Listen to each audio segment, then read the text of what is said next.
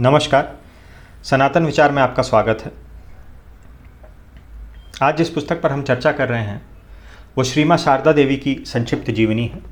पुस्तक अद्वैत आश्रम द्वारा प्रकाशित है, जो कि रामकृष्ण मठ का पब्लिकेशन हाउस है। पुस्तक का मूल्य केवल 18 रुपये है।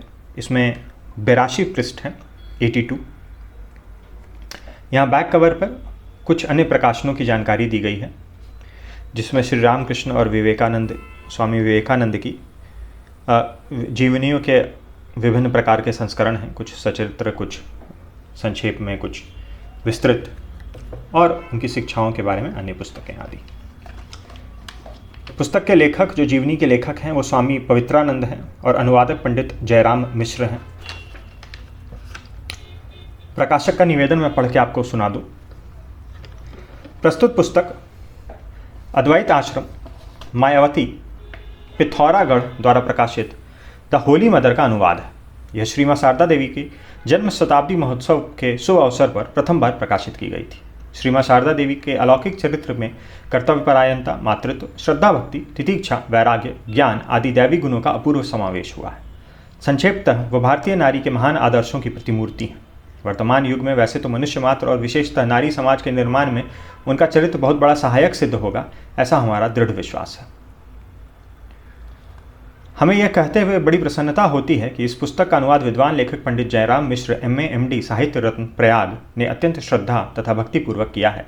इस बहुमूल्य एवं सफल कार्य के लिए हम उनके परम आभारी हैं।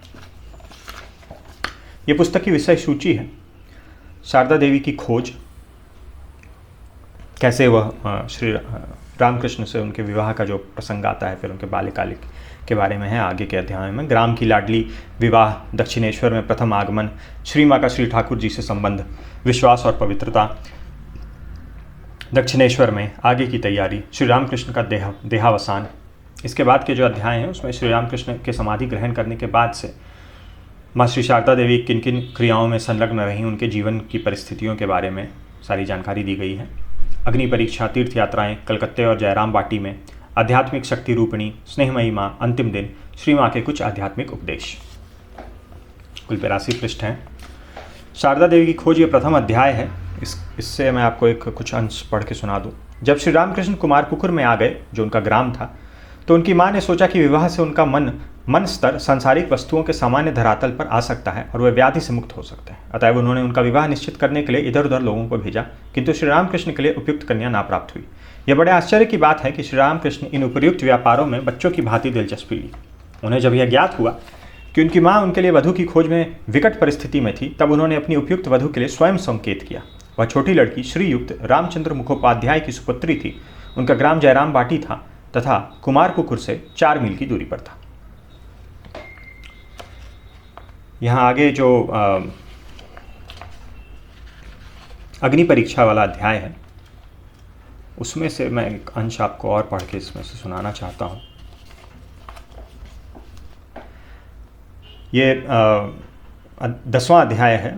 श्री रामकृष्ण के समाधि ग्रहण करने के बाद की परिस्थितियों के बारे में फिर इस अध्याय और इसके आगे के अध्यायों में जानकारी है।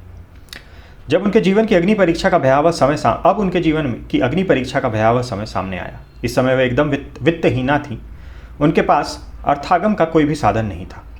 कोई उनकी देखरेख करने में को भी नहीं था। ठाकुर जी के शारीरिक वियोग से उनका हृदय शून्य था। यह तो उनकी आंतरिक दशा थी। बाहर से भी वे अकेली ही थी। उन्हें दरिद्रता का इतना भयंकर सामना करना पड़ा कि अनेक बार उन्हें भात बिना नमक के खाना पड़ा।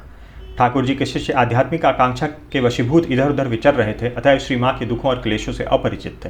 उन शिष्यों में से किसी को यह बात नहीं खटकी कि श्री माँ अत्यंत विपन्नावस्था में है। श्री माँ ने तो अपनी व्यक्तिगत कठिनाइयों और दुखों की किसी से चर्चा भी नहीं की। परमात्मा में विश्वास ही उनका आश्रय और सहारा था। एक बार वो अपनी माता के अनेक बार के आग्रह पर जयराम बाटी गईं।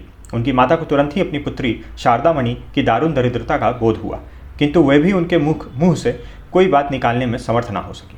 उन्होंने अपनी पुत्री को जयराम बाटी में रखने की भरसक चेष्टा की, किंतु श्री माँ अपनी माता के प्रस्ताव पर राजी न हुई। वे अपने पतिदेव की जन्मभूमि को लौटी कालचक्र की गति को देखने के लिए।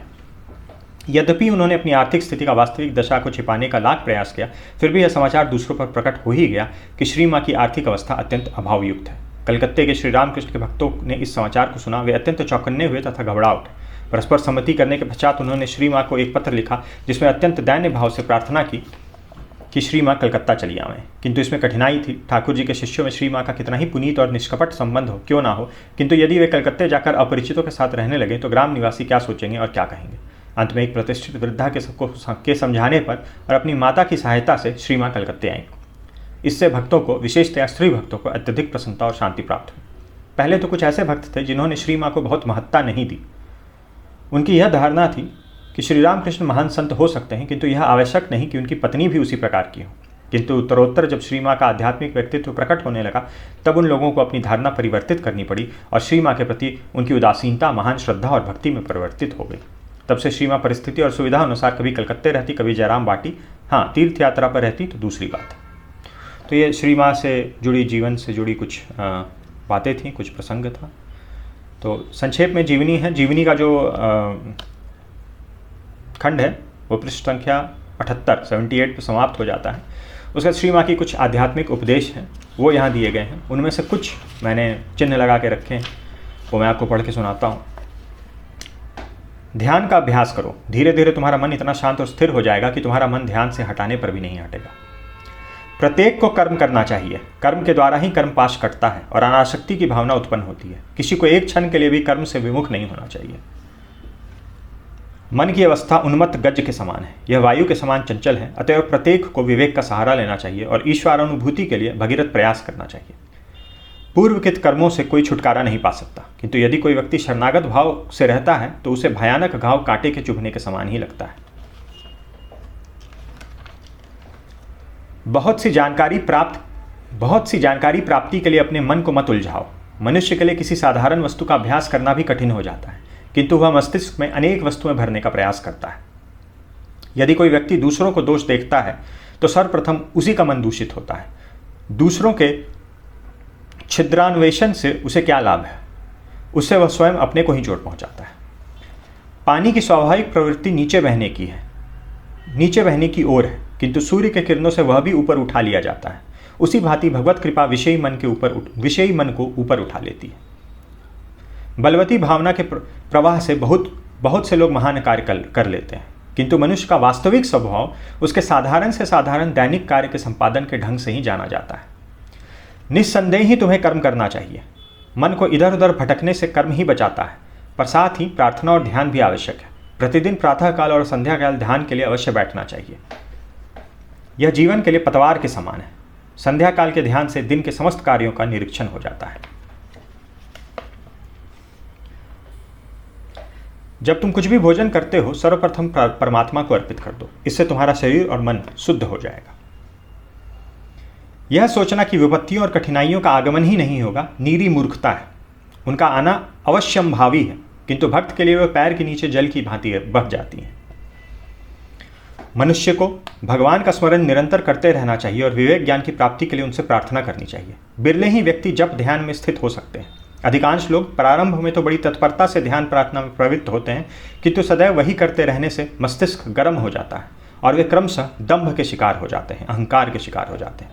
कई विषयों पर निरंतर मनन करते रहने से उनका मन भी चंचल हो जाता है। किसी न किसी काम में उनका मन भी चंचल हो जाता है। किसी न किसी काम में रुचि दिखाना, मेरे ख्याल से यहाँ टाइपो है, किसी न किसी काम में रुचि दिखाना मन को भटकाने की अपेक्षा श्रेष्ठतर है।